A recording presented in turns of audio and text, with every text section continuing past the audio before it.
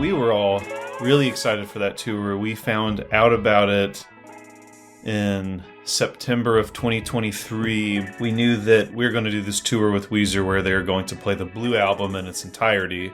But I didn't know Dinosaur Jr. was going to do that tour till it was announced. I became a fan of them in high school when Beyond had come out. And then at that point, Murph and Lou had both rejoined. And then there was a video for Been There All the Time that came out, which I was just a huge fan of that song. And actually got to watch them sound check that a couple times. They never played it, but even just witnessing that was just really, really gnarly.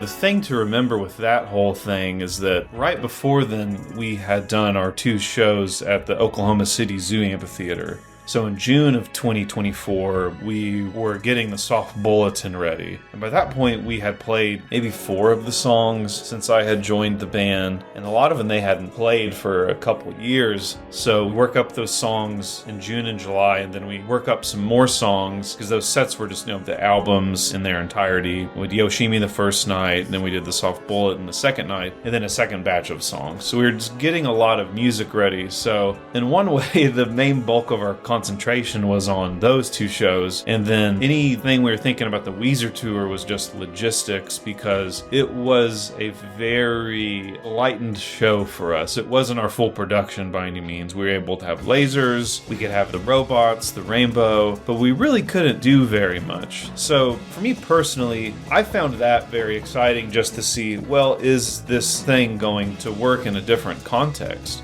And it definitely did. Those shows were still really mega. We were able to really fill up the arenas with a lot of our own kind of the Flaming Lips trip.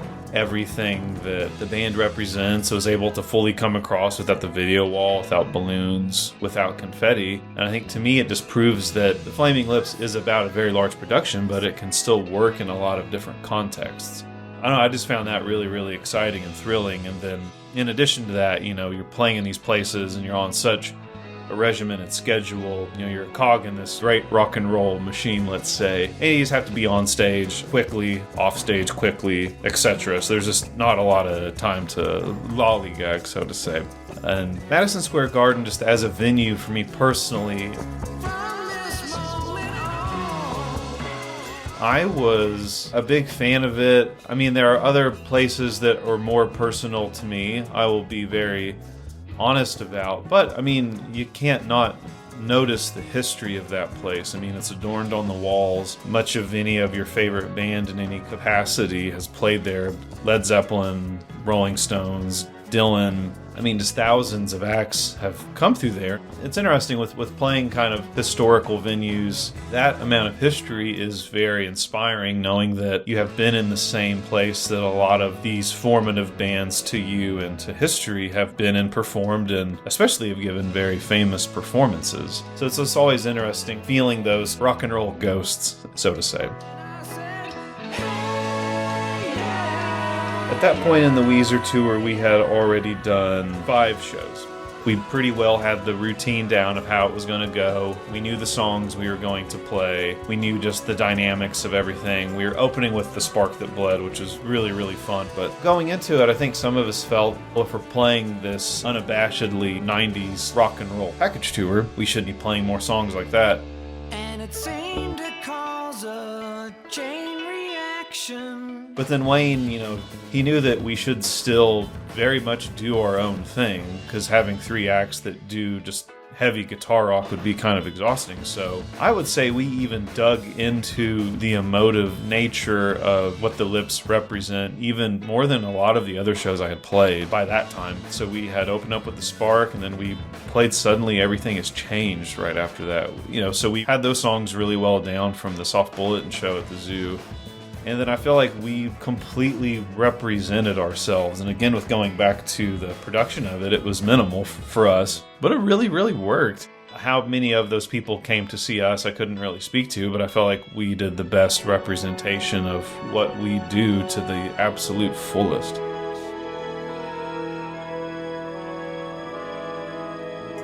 And in general, I mean, I think the tour is going really well. I mean, we had a big band dinner with all of Weezer and Dinosaur Jr. Scott was there. We all got to catch up, and I got to sit at a table with Rivers, Lou, Wayne, and Steven. Rivers was kind of talking about a couple things, and then I had mentioned that I was going back to school and doing online classes simultaneously during this tour. And then he was very interested in that. So then, he was an English major when he went to Harvard, I believe. So we kind of talked about just the balancing act of that. And that was just a really fun conversation. The schedule of those kind of tours can be very monotonous. Maybe I'm more sensitive to that stuff. But I feel that having something like school and a thing I had to concentrate my brain on otherwise than this was just very, very beneficial to me and really good for my mental health.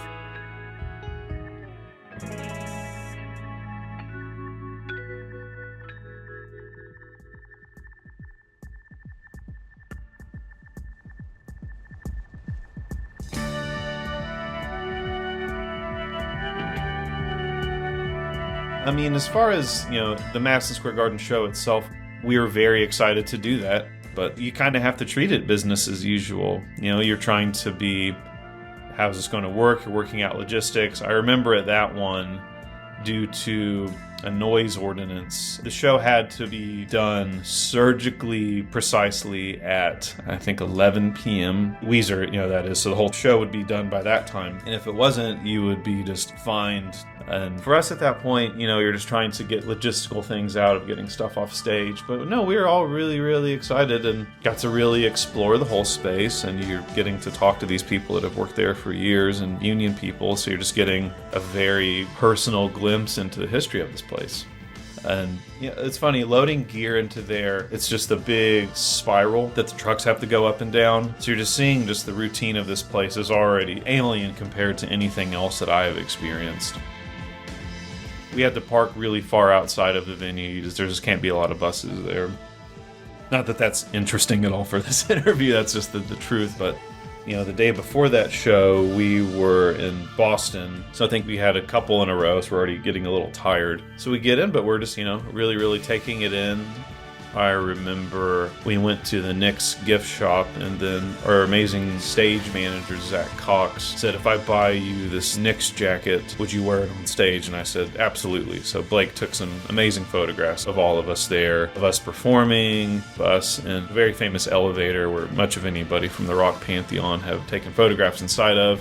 Took a picture of Aaron running sound, took a picture of all the crew. So I think we were very much maximizing our experience there. And I'll be the first to admit, it's very difficult for me to be present initially on anything of much of any scale. I was trying to do my best job with that. And then, days after the fact, and then having photographs like that, you're able to really, really appreciate it for what it was. And especially for the fact that, my dad and then his great friend Jim Smith came to the show.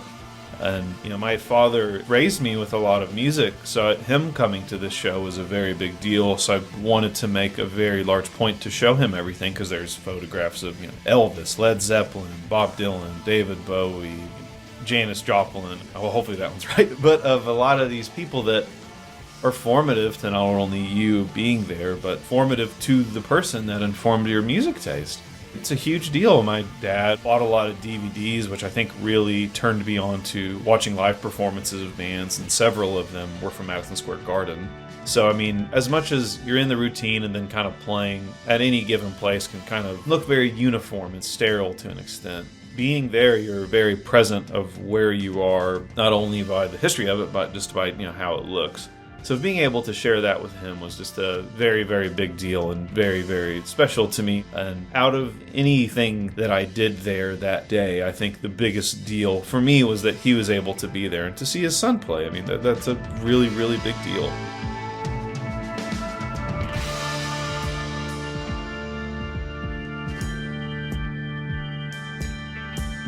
I think that I was able to be present for that. I think that tour had some trials, but we were really able to make it work. it really, really bonded everybody in a way. And it was a long tour for us, and then we were really able to keep it together and finish really, really strong, which I think this really, really speaks to the whole crew and unit we have together just as an entity. And it's a very big deal, and we all came out of it. We all love each other very deeply. We love each other more because of it. It's fortunate to be a part of something that is inspiring to other people as much as it is yourself, being in the thing.